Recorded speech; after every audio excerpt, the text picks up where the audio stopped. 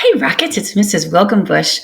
We are continuing our book club today on Warriors Into the Wild. We are working on chapter 18. Whew, this is going to be good. Are you ready? Here we go. Chapter 18.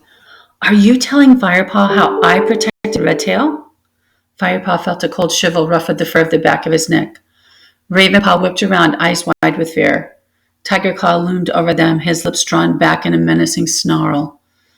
Firepaw jumped up and faced the new deputy. He was just saying he wished you had been there to take care of Lionheart as well. That's all, he mewed, thinking quickly. Tigerclaw looked from one another, then stalked away in silence. Ravenpaw's eyes clouded with terror, and he started to tremble uncontrollably. Ravenpaw? Firepaw meowed in alarm. But Ravenpaw didn't even look up at him.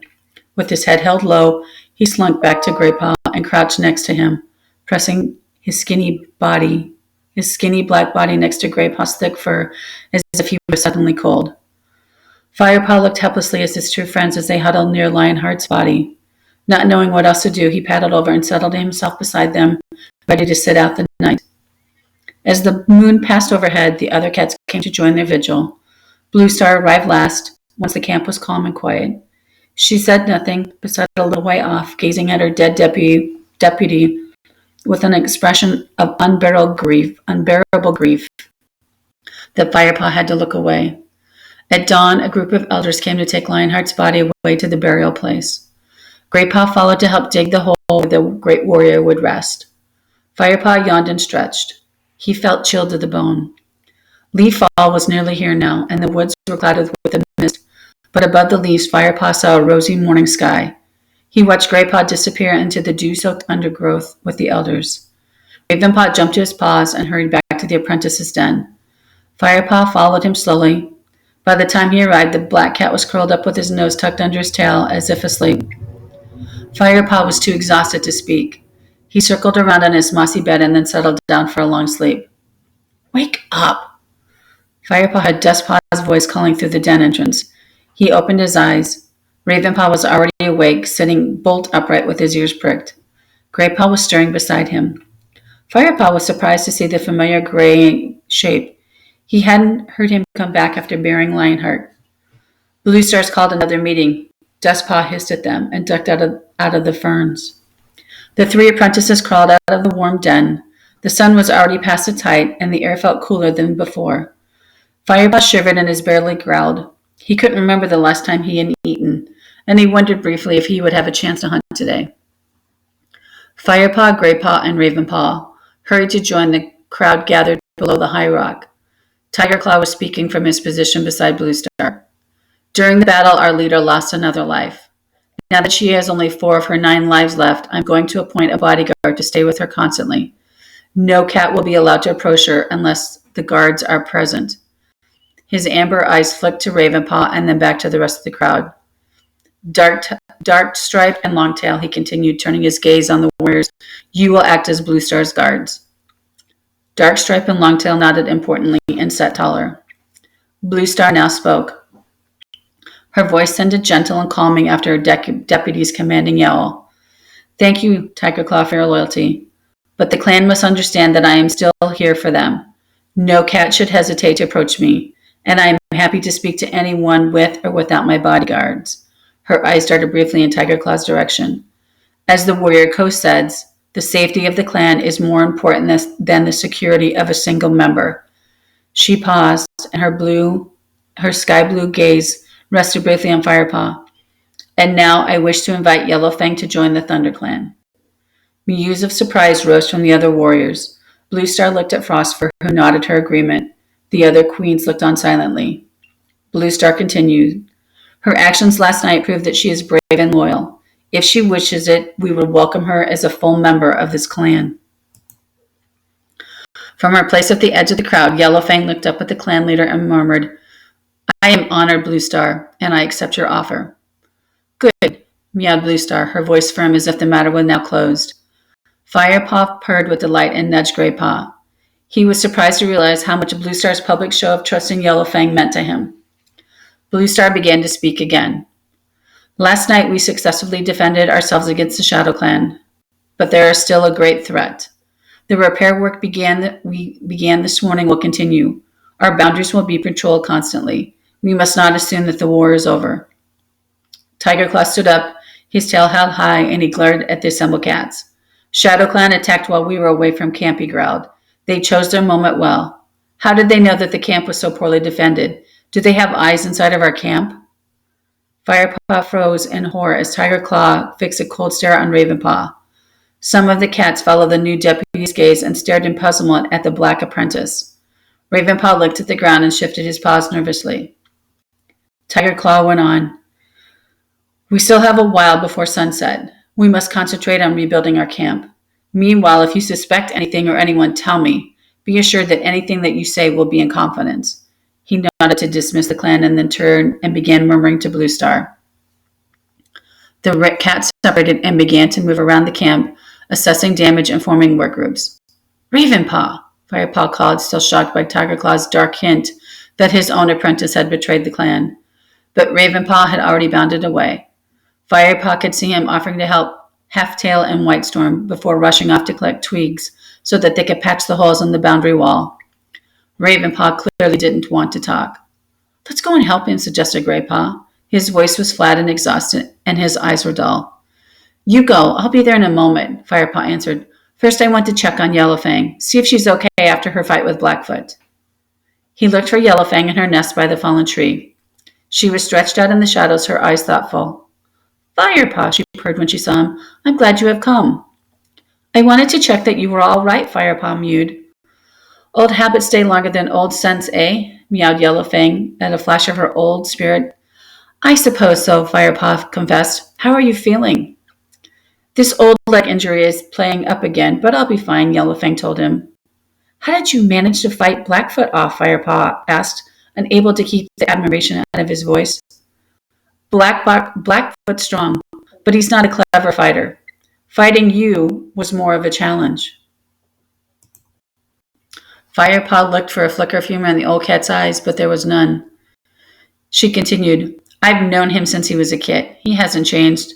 A bully, but no brains. Firepaw sat down beside her. I'm not surprised Blue Star asked you to join the clan, he purred. You certainly showed your loyalty last night. Yellowfang twitched her tail. Perhaps a truly loyal cat would have fought at the side of the clan that raised her.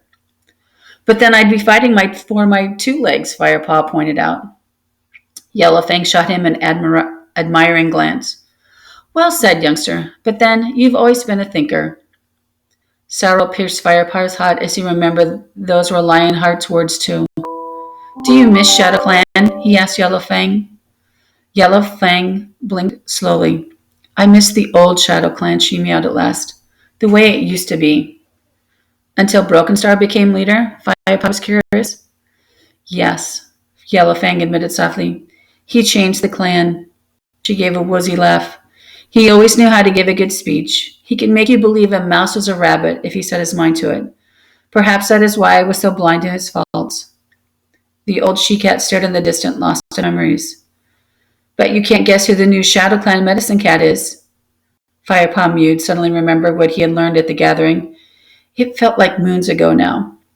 His words seemed to shake Yellowfang back into the present. Not Running Nose, she meowed. Yup. Yellowfang shook her head. But he can't even cure his own cold. That's what Greypaw said. They purred together for a moment, amused. Firepaw got on his paws. I'll leave you to rest now. Call me if you need anything else today. Yellowfang lifted her head. Before you go, Firepaw, I heard that you were in a rat fight. Did they draw blood? It's okay. Spotted Leaf has treated my wounds with marigold. Sometimes marigold is not strong enough for rat bites. Go and fetch a patch of wild garlic to roll in. I think there's some not too far from the camp entrance. This will draw out any of the poisons the rats may have left. Although, she added dryly, your den mates may not thank me for my advice. Well, I do. Thanks, Yellowfang, Firepaw purred. Go carefully, young one. Yellowfang held his gaze for a moment, and then her chin rested on her front paws and closed her eyes. Firepaw slipped out under the branches around Yellowfang's nest and headed for the gorse tunnel in search of the wild garlic. The sun was setting now, and he could hear the queen settling the kitten for the night. Where do you think you're going?" growled a voice from the shadows. It was Darkstripe. "Yellowfang told me to go out and—" "You don't take orders from that rogue," hissed the warrior. "Go and help the repairs. No cat is to leave the camp tonight." He lashed his tail from side to side. "Yes, Darkstripe," Firepaw mewed, dipping his head submissively. He turned and muttered, "Dirtstripe," under his breath. Then he headed toward the camp boundary, where he could see Graypaw and Ravenpaw busy patching a large hole in the wall of the greenery. "How's Yellowfang?" asked Graypaw as Firepaw trotted up. "She's fine. She said wild garlic would be good for my rat bites. I was on my way to find some, but Darkstripe ordered me back to stay into camp," Firepaw told him. "Wild garlic?" mewed Graypaw. "I wouldn't mind trying that. My leg still stings." "I could sneak out and get some," Firepaw offered. He had resented Darkstripe's offhanded treatment and welcomed the chance to outwit him. "No one would notice if I slipped out of this hole here. It will only take a couple of rabbit hops." Ravenpaw frowned, but Graypaw nodded. "We'll cover for you," he whispered. Firepaw nuzzled him gratefully and jumped through the tear in the boundary wall. Once outside the camp, he began to make his way to the wild garlic patch, a sharp tang alerting him easily to the location. The moon was rising in the violet sky as the sun sank below the horizon. A cold breeze ruffled Firepaw's furs. Suddenly he caught cat scented carried toward him on the wind. He sniffed cautiously. Shadow Clan? No, just Tiger Claw and two other cats. He sniffed the air again. Darkstripe and Longtail, what are they doing here? Curious, Firepaw dropped to a stalking position. He prowled through the undergrowth paw by paw, keeping downwind so that he was not detected. The warriors were standing in the shadow of a clump of ferns, their heads close together. Soon Firepaw was near enough to hear them.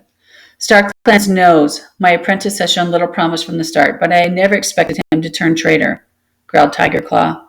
Firepaw's eyes widened and his fur prickled with shock. It sounded like Tiger Claw intended to do more than just hint that Ravenpaw had betrayed the clan. "How long did you say Ravenpaw was missing on the journey to Mothermouth?" said Darkstripe. "Long enough to have traveled to Shadow Clan's camp and back," came the deputy's menacing answer. The fur on Firepaw's tail bristled angrily. "That's impossible," he thought. "He was with us the whole time."